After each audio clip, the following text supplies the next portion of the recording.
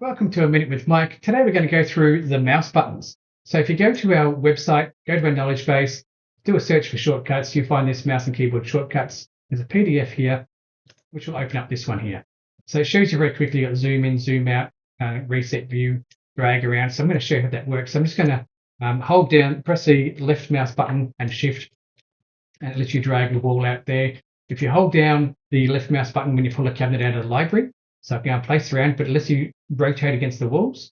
And as soon as you let go of that cabinet, it's now, and I'm holding the left button again, it won't let you move it around anymore. So it's only lets you move it around the first time before you place it. So that holding down the left button does that.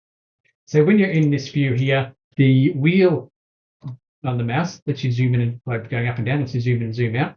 The wheel is also a reset, it's a button. So you press the wheel button and it comes back to home.